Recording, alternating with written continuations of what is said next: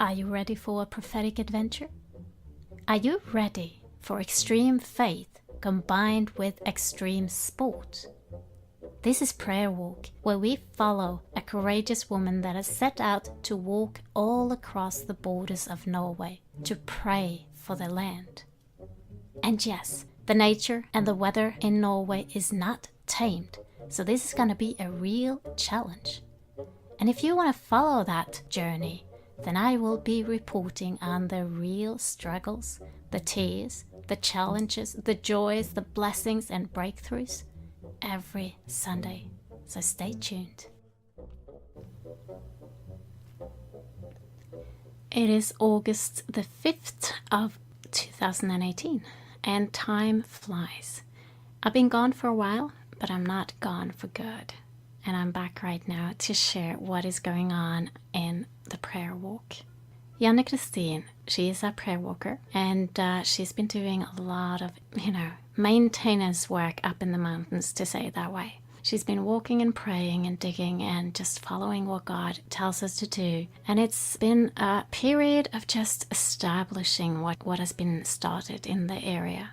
She's longing to move on to the next step, but at the same time, what has to be done has to be done. It just takes time. But God is speaking to other people in other areas as well.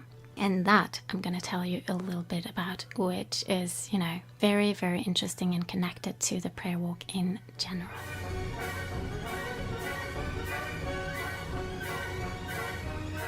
So my name is Emmanuel, and I have had the privilege of being part of a gathering in Bergen recently.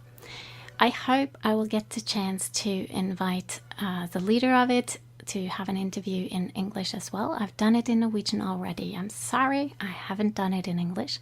If he is not comfortable with sharing in English, then I will give you a resume of what happened, because while Janne Christine has been spending months and, close to a year now, working in the heart of Norway, preparing the mountains, preparing the ground, and with the focus of preparing a seat for God like a throne in the heart of Norway. Well, at the same time, people in Bergen have been preparing to make a gathering, to gather all the family of Christians in that city, to crown or use our free will and bend the knee and say, "You are our King, God." And so while Janne Christine has been preparing the seat, after 6 months or a year of that, this gathering comes. And it was done the 23rd of June. And they succeeded in gathering people from every denomination and every walk of Christianity in that city. And they literally bent their knees to say, you are our King. And so I see the connection points here. And not only did they work with a prophetic act to say that you are our King, but they also sent people out on 7 different expeditions, because Bergen is a city surrounded by mountains, and so they sent out expeditions to each of these mountains. They went up in the evening. There were prayer and worship in the center of Bergen. It was an event that was outside, and people gather even if it's raining. It was raining, and it's cold, and so groups went out to 7 different mountains, and on top of these mountains, each mountain they lit a fire.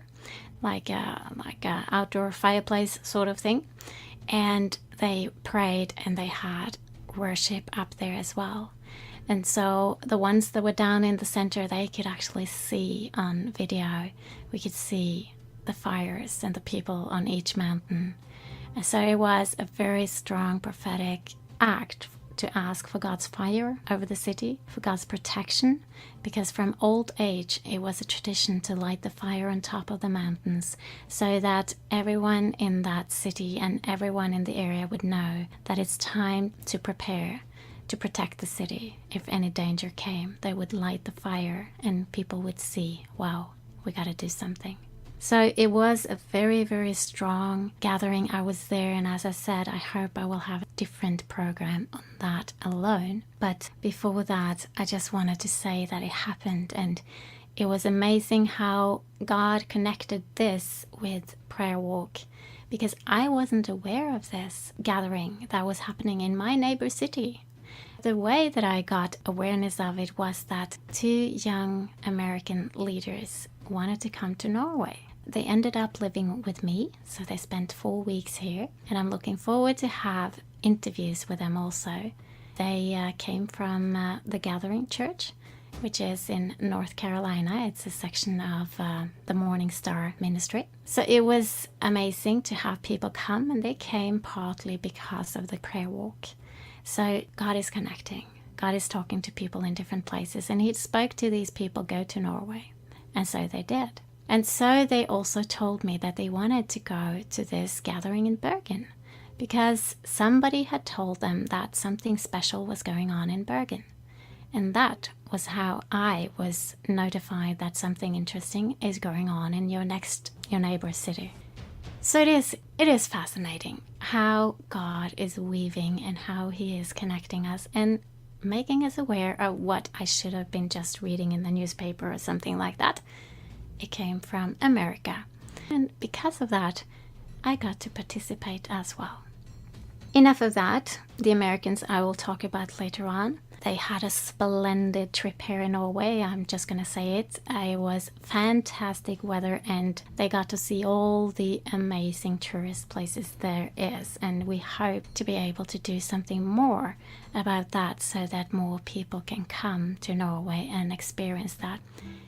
So that is something that is on the march. And when it comes to Janne Christine, she has also been working to maintain her finances. It's been a rough period. It's been lots of work for her, and some of the work that she's been doing is receiving lambs. You know, she's been a midwife for sheep, and I suppose it has been hundreds of sheep that's been born, and she's been helping, and it's such a romantic and wonderful job, and it has this amazing symbolism that in the area, because she's been doing this in the mountainous area, of course. So in the very area where she's working to establish the throne of God, she's also helping sheep to get their lambs born.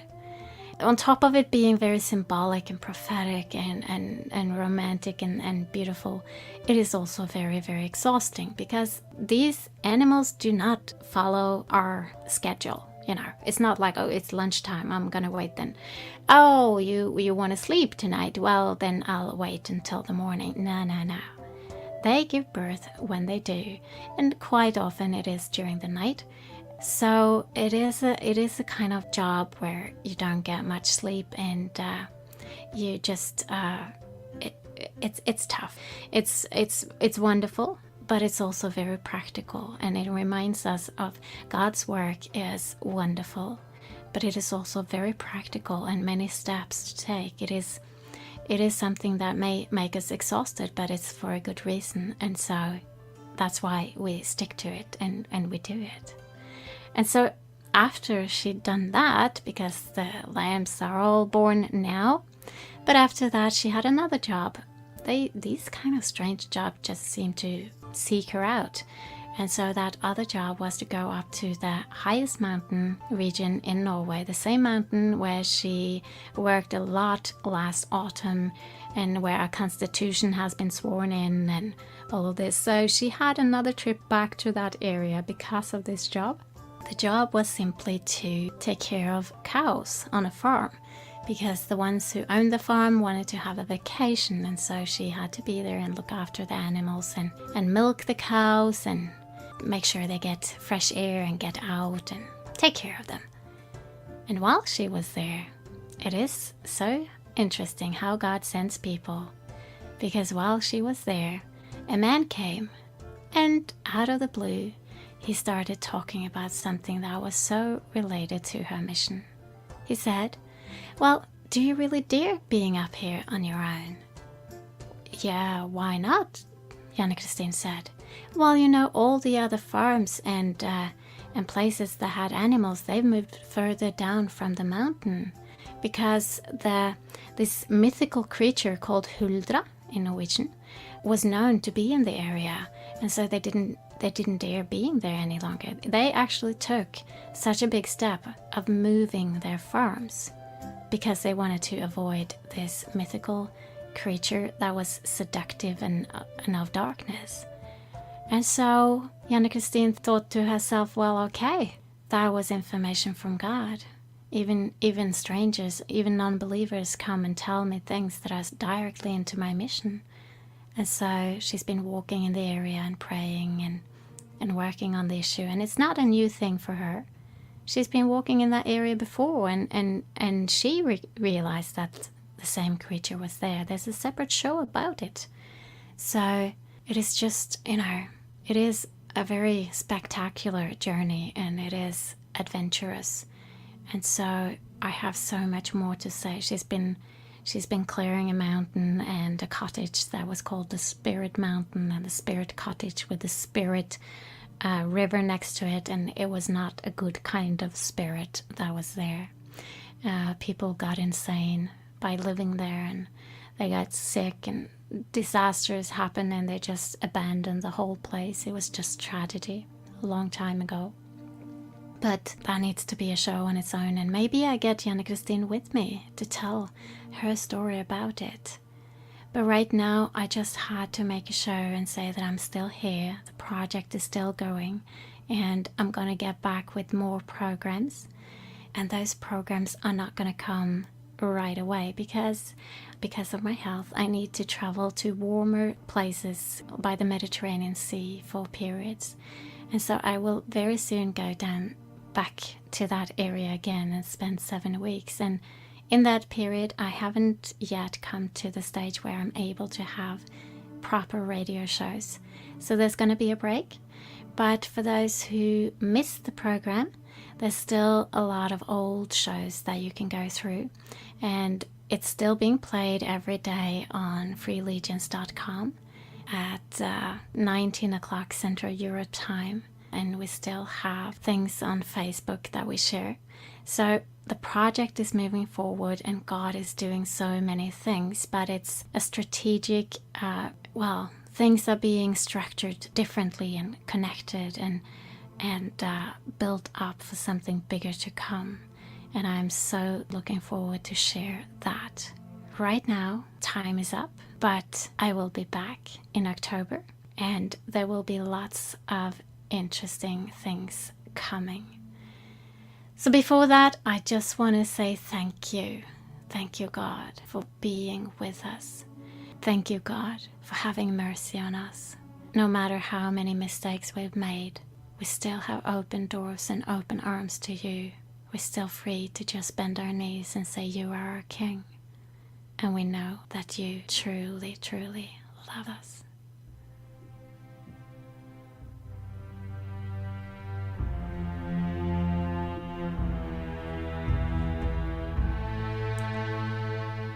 And with that, this show is over, and I need to give a thanks to Kevin MacLeod, who is making the music that I'm playing. It's free licensed music from Incompetech.com.